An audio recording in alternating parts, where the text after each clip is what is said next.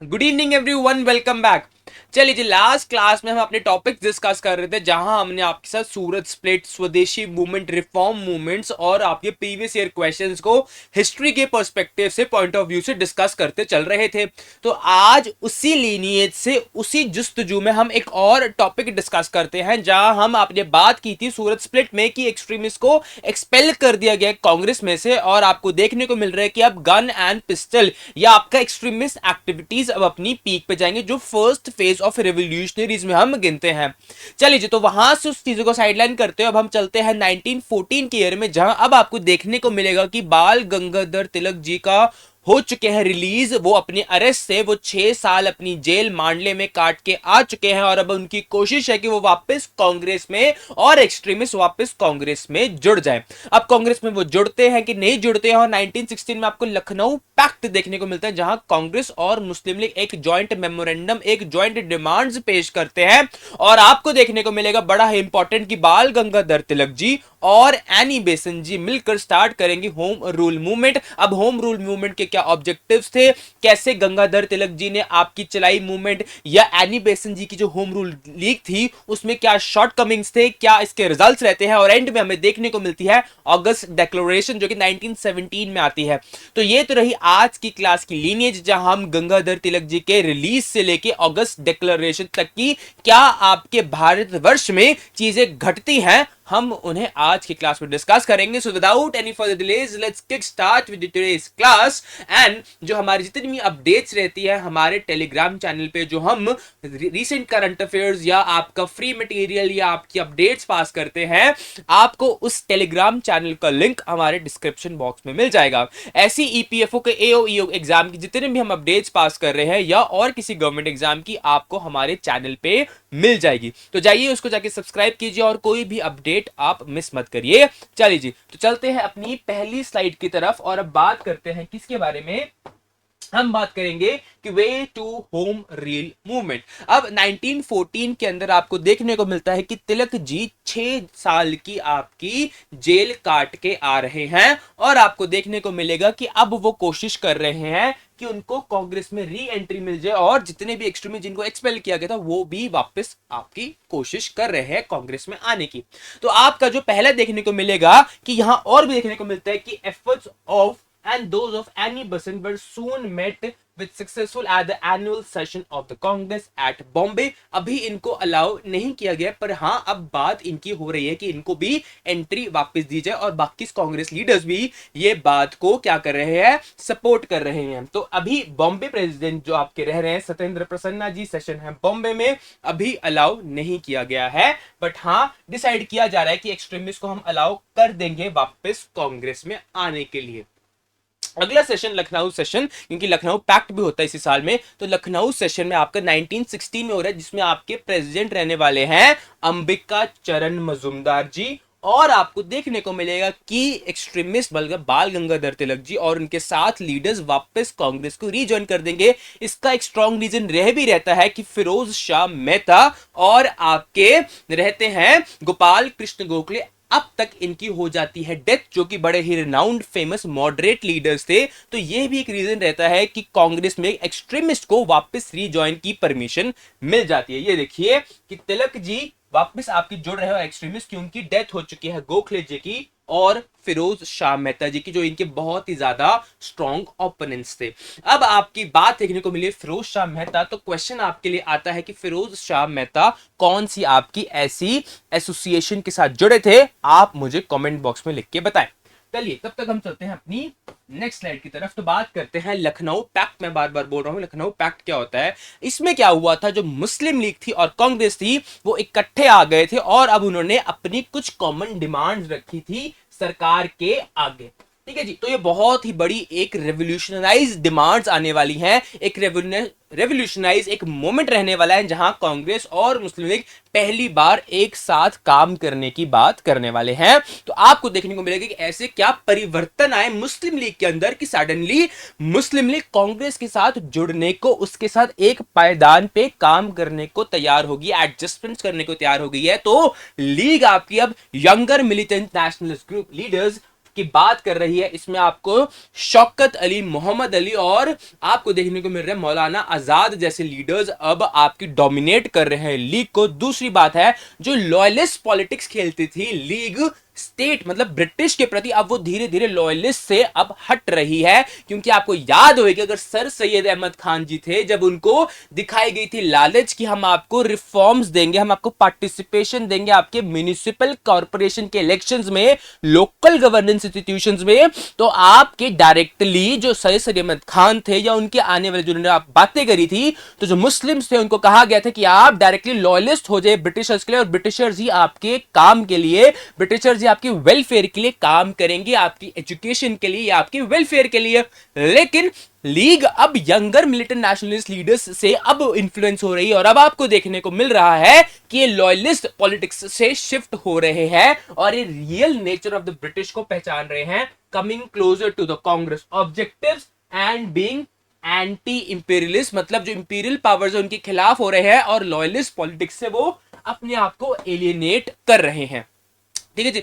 Y change in the league attitude, क्यों? अब एकदम से तो लीग में एटीट्यूड में शिफ्ट नहीं आएगा, कुछ उनके साथ भी घटनाएं घटी होंगी तभी उनके एटीट्यूड में चेंज आया, कुछ उनकी नाराजगी रही होगी, कुछ बातें नहीं मानी होंगी ब्रिटिश गवर्नमेंट ने, तभी आपकी मुस्लिम लीग मजबूर हुई या मुस्लिम लीग को फेवरेबल लगा कि शायद उनको कांग्रेस के साथ जुड़ जाना चाहिए। तो अभी रीजंस को डिस्कस करते हैं। तो पहले देखने को मिलता है कि जो ब्रिटिशर्स ने रिफ्यूज कर दी थी कैलिफ पोजीशन को वैसा ही स्टैग्नेंट रहने का, क्योंकि वर्ल्ड वॉर 1 में जब आपका टर्की ऑटोमन एम्पायर हार जाता है तो अब आपकी victor powers Turkey Ottoman Empire को बाइफरकेट कर रही हैं, और जो कैलिफ जो कि उस किंगडम का रिलीजियस स्पिरिचुअल लीडर है उसकी पावर्स को कर्टेल किया जा रहा है, प्रोविंसेस की जो ऑटोनॉमी है उसको हटाया जा रहा है, इंडिपेंडेंस जो सुपीरियरिटी है, सुप्रीमेसी है, उसको खत्म किया जा रहा है। और मुस्लिम्स और all over the world Muslims कह रहे हैं कि ऐसा ना किया जाए, लेकिन ब्रिटिशर्स नहीं मानते हैं। बाद में आपको इंडिया में इसी के एक 3 मूवमेंट देखने को मिलती है जिसका नाम रहता है खिलाफत मूवमेंट। चलिए जी, तो ब्रिटिश रिफ्यूज कर रहे हैं हेल्प करने की कैलिफ को, जो कि पॉलिटिकल रिलीजियस लीडर है एक तरह का मुस्लिम्स का। अगला है, बात की गई थी, मैंने आपसे बात किया था कल कि जब हमने स्वदेशी मूवमेंट डिस्कस की थी 1905 में पार्टीशन तो हुई बंगाल की, लेकिन 1911 में एनलमेंट कर दी गई थी। हाँ, बंगाल में से बिहार उड़ीसा निकाल लिया गया था और असम को सेपरेट प्रोविंस बना दिया गया था। लेकिन एक धक्का था, क्योंकि बैठी हुई जो एलीट क्लास थी ढाका में आपकी आज के प्रेजेंट बांग्लादेश के लिए, क्योंकि उनको लगा था कि ऐसा नहीं होगा, लेकिन ब्रिटिशर्स रेवोल्यूशनरीज की एक्टिविटी से परेशान हताश होकर पार्टीशन को एनल करके दिल्ली की तरफ अपनी कैपिटल शिफ्ट कर गए थे। तो एक और रीजन रहता है कि लीग के एटीट्यूड में क्यों चेंज आया, क्योंकि उन्होंने बोला ये तो हमारे लिए सिर्फ कहते हैं बट हमारे लिए काम नहीं कर रहे हैं, और आपका यूनिवर्सिटी का दर्जा देना अलीगढ़ को इन्होंने नहीं माना, जो आज के टाइम पे आपका अलीगढ़ मुस्लिम यूनिवर्सिटी है। चलिए जी, जिसका पहले नाम था मोहम्मद एंग्लो ओरिएंटल कॉलेज। अगली बात आती है आपकी कि यंग लीडर्स मैंने बात की, आपको देखने को मिल रहे हैं, जहां आपको मौलाना आजाद जी, अली ब्रदर्स जिसमें शौकत अली, मोहम्मद अली की बात की जाएगी, और आपके हर्षद मोहानी जी इन्फ्लुएंस कर रहे हैं लीग को। चलिए, अगला आता है आपका नेचर क्या था इस पैक्ट का। तो पहली बात की गई कि कॉन्स्टिट्यूशनल डिमांड्स रखी गई हैं, दोनों ने अग्री कर लिया कि हम कॉन्स्टिट्यूशनल कुछ डिमांड्स करने वाले हैं। तो कांग्रेस ने सबसे पहले क्या किया, जो सेपरेट इलेक्टोरेट्स की बात थी, जो पोजीशन थी, जो मॉर्ले मिंटो रिफॉर्म्स में 1909 में बात की गई थी कि हम सेपरेट इलेक्टोरेट्स देते हैं मुस्लिम्स को आपके 1909 एक्ट के बाद, तो इस वक्त ये नहीं बोला गया कि हम इसको हटाते हैं, वो बोलते हैं ठीक है आपकी ये जो चल रहा है प्रोविजन हम इसको चलने देते हैं। लेकिन क्या बोला गया कि Congress accepted the league position on separate electorates which will continue till any one community demanded for the joint electorates. तो ये बात की गई। और अगली बात की गई कि मुस्लिम्स को एक fixed proportion of the seats in the legislature all India और प्रोविंशियल लेवल्स पे दी जा सके, ये रहता है आपका नेचर ऑफ पैक्ट। एक बाद में आपको देखने को मिलेगा नेहरू रिपोर्ट। नेहरू रिपोर्ट एक इकलौता ऐसा रहेगा एक मोमेंट हिस्ट्री में जहां आपके सेपरेट इलेक्टोरेट्स को हटा दिया जाएगा, वहां आपकी डिमांड नहीं की जाएगी। लेकिन जहां नेहरू रिपोर्ट में जिन्ना जी अपनी कुछ अमेंडमेंट से मूव करते हैं, वो मोतीलाल नेहरू जी और कांग्रेस और बाकी पार्टीज नहीं मानती हैं, उसके बाद कभी भी सेपरेट इलेक्टोरेट्स को हटाने का कहीं भी बात नहीं की जाती। सेपरेट इलेक्टोरेट्स हमेशा आपको हिस्ट्री में मॉडर्न इंडिया में देखने को मिलेंगे। सिर्फ इकलौता वही रहता है जब नेहरू रिपोर्ट की बात की जाती है, लेकिन जब अमेंडमेंट्स कुछ मूव करते हैं जिन्ना जी, वो नहीं मानी जाती हैं। वो कभी किसी और क्लास में हम डिस्कस करेंगे जब हम साइमन कमीशन को डिस्कस कर रहे होंगे। ठीक है जी।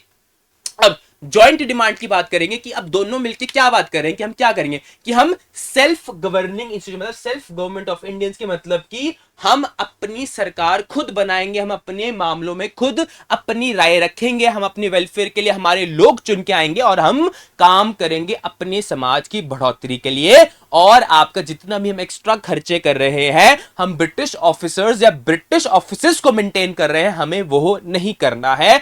आपकी कुछ अब जॉइंट डिमांड्स आएंगी। रिप्रेजेंटेटिव असेंबलीज है जो आपकी लेजिस्लेटिव में या एग्जीक्यूटिव में लोग चुन के या नॉन ऑफिशियल थ्रू तरीकों से जा रहे हैं, उनकी एक्सपेंशन की जाए और लेजिस्लेटिव काउंसिल की टर्म को 5 साल तक का कर दिया जाए और पावर्स दी जाए जो पावर्स आपको देखने को नहीं मिल रही हैं। क्योंकि अगर आपको देखने को मिल रहा है कि डायरकी आ गई है प्रोविंसेस में, तो डायरकी में जब प्रोविंसेस में आ गई है तो ट्रांसफर और रिजर्व सब्जेक्ट का कंसेप्ट ला दिया गया है। चाहे 1935 में प्रोविंसेस डायरकी हटा दी, लेकिन वो सेंटर में लगा दी गई और ट्रांसफर और रिजर्व सब्जेक्ट्स का आ गया। तो ट्रांसफर में कभी भी आपका रेवेन्यू और आपका लॉ एंड ऑर्डर नहीं रखा गया। ये सारे इंपॉर्टेंट सुपीरियर मैटर्स हमेशा ब्रिटिश गवर्नमेंट ने अपने ऊपर होल्ड की। तो बोल रहे हैं कि हमें पावर्स दो, हमारी जो काउंसिल है उसको स्थगित न किया जाए, उसको एक प्रॉपर एक लिविंग टर्म इंश्योर की जाए। और वो बात कर रहे हैं कि हमें सेल्फ गवर्निंग इंस्टीट्यूशंस की तरफ अग्रसर होना है। चलिए जी, अब बात करते हैं आगे कि एक और जो और क्या पॉइंट है कि salary of the secretary of the state should be given from the British fund, not the Indian treasury. क्योंकि बोल रहे सेक्रेटरी ऑफ द स्टेट बैठा हुआ लंदन में है, रिस्पॉन्सिबल अकाउंटेबल ब्रिटिश पार्लियामेंट को है, तो हमारी इंडियन ट्रेजरी में से, इंडियन फंड्स में से क्यों इसकी सैलरी विड्रॉ की जाती है। और बोला गया जो half of the members of the viceroy and the provincial governors to will be Indians. और सरोजनी नायडू जी ने टाइटल दिया है मोहम्मद अली जिन्ना जी को ambassador of the Hindu and Muslim unity. अब ये बाद में जिन्ना जी ये वही होंगे जो बाद में बोलेंगे कि अब मुस्लिम्स नहीं, अब तो इस्लाम ही खतरे में है इंडिया के अंदर। और बाद में जब ये पीरपुर रिपोर्ट, शेफर रिपोर्ट, ऐसी रिपोर्ट्स लेके आएंगे, मैलाफाइड रिपोर्ट्स लेके आएंगे और कम्युनलिज्म को पीक में इंडिया में लेके आएंगे। ठीक है जी, किसके लिए? पार्टीशन के लिए और सत्ता के लिए। तो सरोजनी नायडू जी ने टाइटल दिया है जिन्ना को ambassador of Hindu and Muslim unity. चलिए जी, ये तो हुआ लखनऊ पैक्ट, क्योंकि भी हम डिस्कस कर रहे थे तो आई थॉट सो कि साथ साथ में हमें लखनऊ पैक्ट भी इसी साल में हो रहा है, तो बहुत ज्यादा इंपॉर्टेंट होता है डिस्कस करने के लिए। चलिए जी, वापस जाते हैं। हमने बात क्या की थी 1916 में आपके मजूमदार जी रहते हैं प्रेसिडेंट, सेशन हो रहा है लखनऊ में, और आपकी फिरोज शाह मेहता आपके रहते हैं गोपाल कृष्ण गोखले, उनकी हो चुकी है डेथ। तो अब अलाउ कर दिया जा चुका है कि एक्सट्रीमिस्ट और बाल गंगाधर तिलक जी आ जाए और वो कांग्रेस को ज्वाइन कर ले। जहां बाल गंगाधर तिलक जी ने कांग्रेस को ज्वाइन की, अब स्टार्ट होगी इंडिया में स्वदेशी मूवमेंट के बाद जो 10 साल हो चुके ऑलमोस्ट मूवमेंट को खत्म हुए को, अब आएगी एक नई मूवमेंट सेल्फ गवर्निंग इंस्टीट्यूशंस की तरफ चलते हुए। वो रहने वाली है आपकी होम रूल मूवमेंट। अब उसे करते हैं डिस्कस। तो causes of the launch for the home rule movement, क्योंकि यह टाइम चल रहा है, क्योंकि 1914 से लेके 1919 तक आपकी चल रही है वर्ल्ड वॉर 1। जहां वर्ल्ड वॉर 1 चल रही है, इतना एक्सट्रीमिज्म है, इतनी ज्यादा भुखमरी है, माल न्यूट्रिशन है, प्राइसेस आपकी बेसिक कमोडिटीज की इतनी ज्यादा हाइपर इन्फ्लेशन हो चुकी है, लोगों को मजबूर किया जा रहा है कि वो बाकी आपके विदेशों में जाके लड़े, तो इतनी ज्यादा हाहाकार मच चुकी है और आपकी इकोनॉमी प्रोडक्शन पूरी तरह से ठप हो चुकी है। प्रायोरिटी पहले मिलिट्री को दी जा रही है, तो बहुत ज्यादा आपकी एक अनइक्विलिब्रियम की स्टेट बन चुकी है।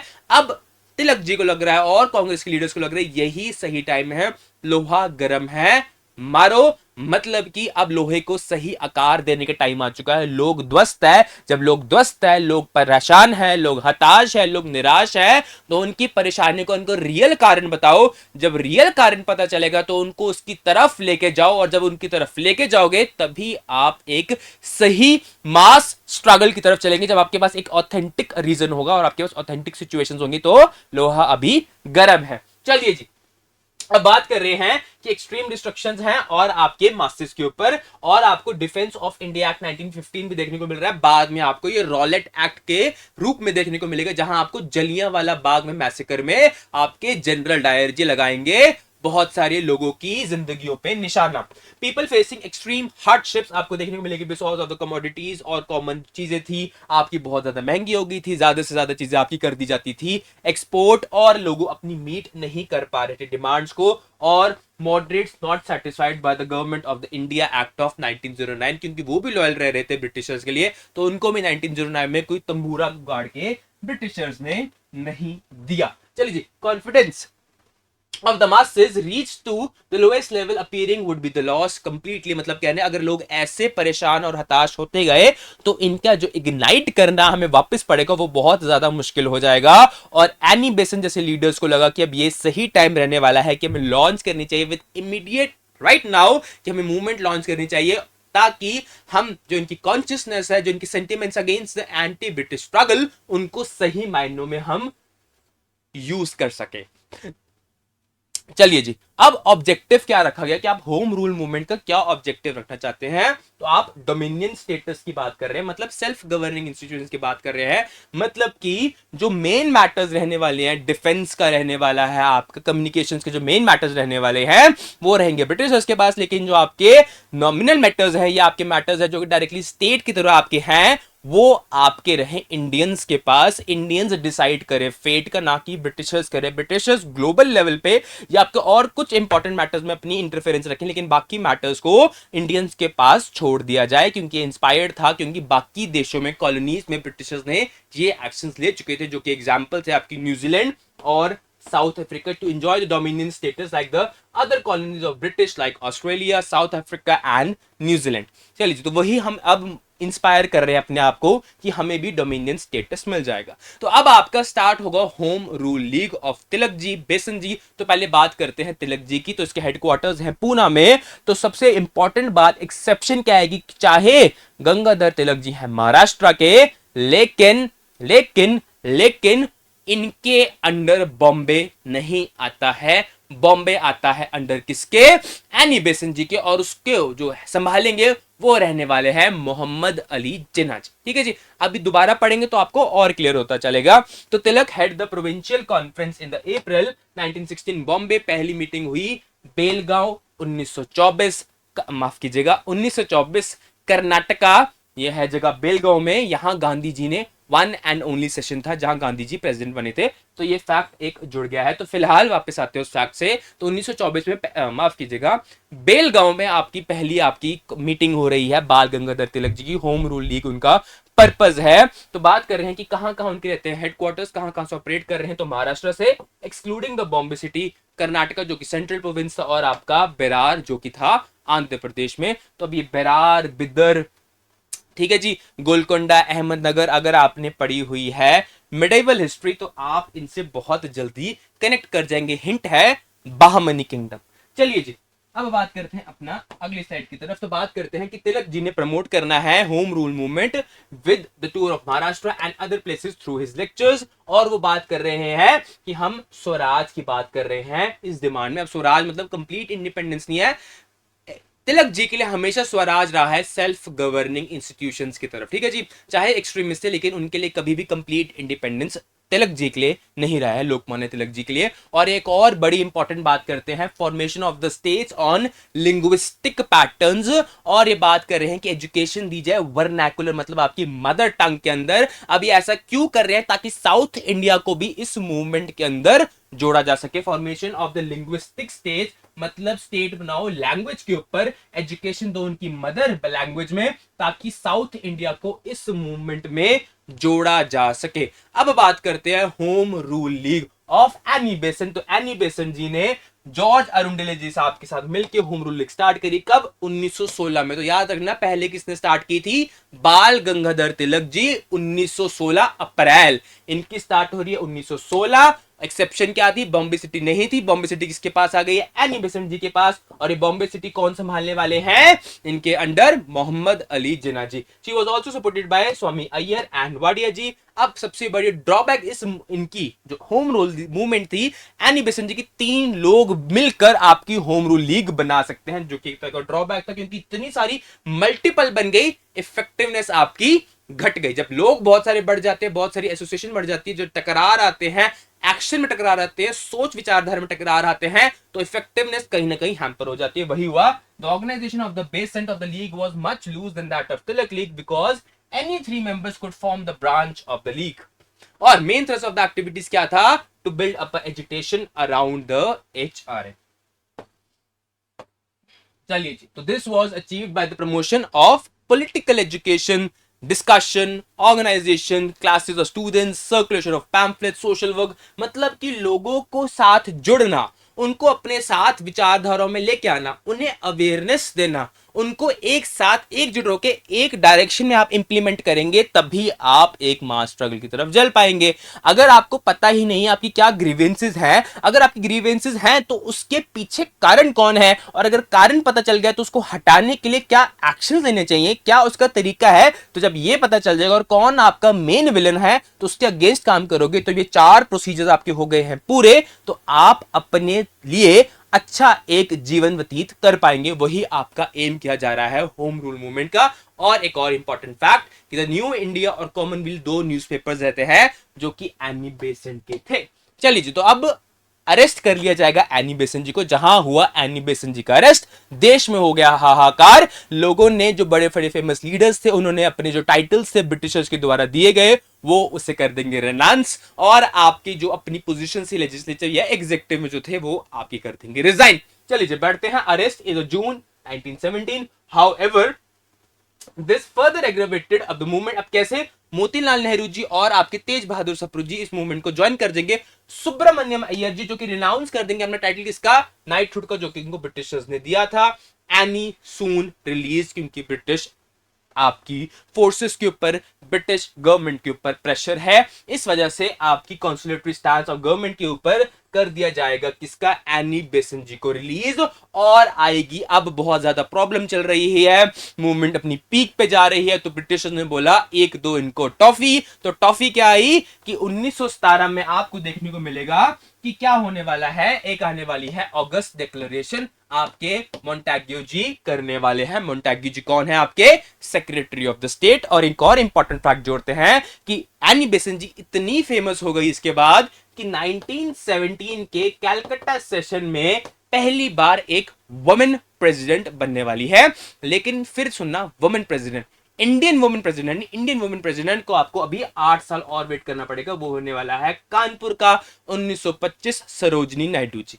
चलिए जी, अब बढ़ते हैं अपनी अगली स्लाइड की तरफ। तो बात करते हैं कंटिन्यूएशन ऑफ द एचआरएम। तो HRM infuse a new lease of anti British struggle. और आपका जो पैसिविज्म का मोड था, जो स्वदेशी मूवमेंट के बाद आपका एक तरह का रुक गया था, अब वो नहीं रुकने वाला है। अब वो वापस अपनी पीक पे जा रहा है। एक तरह का नया एटमॉस्फेयर, पॉलिटिकल एक्टिविज्म आपको देखने को मिलने वाला है। मास एजिटेशन होने वाली है आपकी against the British Raj, continue करने वाले स्ट्रेंथ को, और आपके लिबरेट करने की कोशिश की जा रही है इंडियंस को। कहां से? ब्रिटिश राज में से। और आपके तिलक और एनी के एफर्ट, जो कि रहने वाले एक्सट्रीमिस्ट और मॉडरेट्स को इकट्ठा लेके आते हैं। मूवमेंट आपकी अलाउ कर गई क्या करने के लिए? Extremist to regain their lost mass base, और अट्रैक्ट करने के लिए हमेशा हमेशा के लिए मॉडरेट्स को पुश कर दिया गया बैकग्राउंड में। और इसके बाद कभी मॉडरेट्स आपको वापस आते हुए देखने को नहीं मिलेंगे।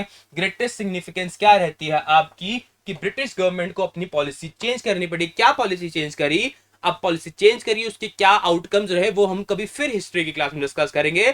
फिलहाल के लिए 20 अगस्त 1917 को आ गई है मोंटेग्यू साहब की डिक्लेरेशन, जिसको नाम दिया जाएगा अगस्त डिक्लेरेशन। अब बाद में से अगस्त ऑफर्स कंफ्यूज मत कर लेना, वो आती है आपकी 1940 के अंदर। चलिए अगस्त डिक्लेरेशन की बात करते हैं। अब आई अगस्त डिक्लेरेशन कि पढ़िए क्या लिखा है। मोंटेग्यू साहब जी ने अनाउंस कर दिया गया है कि increasing the association of the Indians in every branch of administration and gradual development of the self governing institutions, और आपका with the view of progressive realisation of the responsible government as internal part of the British Empire ये कह रहे हैं आपके Montagu साहब कि हम धीरे धीरे धीरे आपको अग्रसर करवाएंगे किसकी तरफ, सेल्फ गवर्निंग इंस्टीट्यूशंस की तरफ। अब साइमन कमीशन 1927 में बात की जाएगी, नेहरू रिपोर्ट की बात की जाएगी। जब दोबारा ये मुद्दे उठेंगे फिर दोबारा बोला जाएगा 9 साल के बाद भी कि भैया जो सेल्फ गवर्निंग इंस्टीट्यूशन तुम डिमांड कर रहे हो ना, ये तो हम अगस्त डिक्लेरेशन में बोल चुके हैं। तो इस बात को भी कभी फिर और क्लास में हम डिस्कस करेंगे कि ये अगस्त डिक्लेरेशन के पीछे 10 साल इस बात को और खींचेंगे कि ये तो हम ऑलरेडी बोल चुके हैं। फिलहाल वापस आते हैं और आपको इस मूवमेंट में यह भी देखने को मिलता है कि एंग्लो इंडियंस, आपके non Brahmins from South India और आपके मुस्लिम्स कभी भी इस मूवमेंट को नहीं ज्वाइन करते हैं, क्योंकि इनको यह लगता था कि हिंदू और उसमें से भी मेन कास्ट का रूल आपका वापस आ जाएगा, तो ये आपके लोग इस मूवमेंट में नहीं जुड़ते हैं।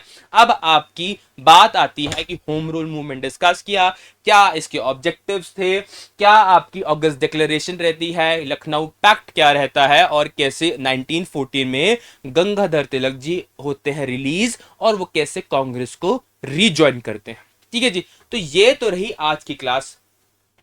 ठीक है जी, तो आज की क्लास में हमने हर इन टॉपिक को डिस्कस करा। होप मैंने इससे आपको जस्टिस करी होगी, और आपको कोई भी अगर डाउट रहेगा तो आप बिना किसी संकोच के कमेंट बॉक्स में लिखिए। I will definitely address your doubt. आप जो भी आपका इस हिस्ट्री की क्लासेस से या प्रीवियस से रिलेटेड से डाउट रहा होगा, आप उसे लिख सकते हैं। अब आज के लिए बस इतना ही। आने वाली क्लासेस में हम कुछ और नए टॉपिक्स के साथ और कुछ हिस्ट्री की कहानियों के साथ आपके साथ फिर हाजिर होंगे। ठीक है जी, तो आई होप आपको ये क्लासेस इंटरेस्टिंग लग रही होंगी, तो आप जरूर हमारे चैनल को सब्सक्राइब कीजिए, कमेंट कीजिए और इसे अपने फर्दर फ्रेंड्स के साथ, पेरेंट्स के साथ जरूर शेयर कीजिए, क्योंकि हिस्ट्री एक वो चीज है, हिस्ट्री एक वैसा कंपोनेंट है कि वो जो हमें सिखाता है कि जो हमारे पूर्वजों ने किया, क्या नहीं करना चाहिए और क्या हमें करना चाहिए, और कैसे आपका उस वक्त समाज था और आज कैसे हम उस समाज से अलग है और हमारी सोच में कैसे अजीफा होना चाहिए। चलिए जी, आज के लिए बस इतना ही। धन्यवाद। जय हिंद।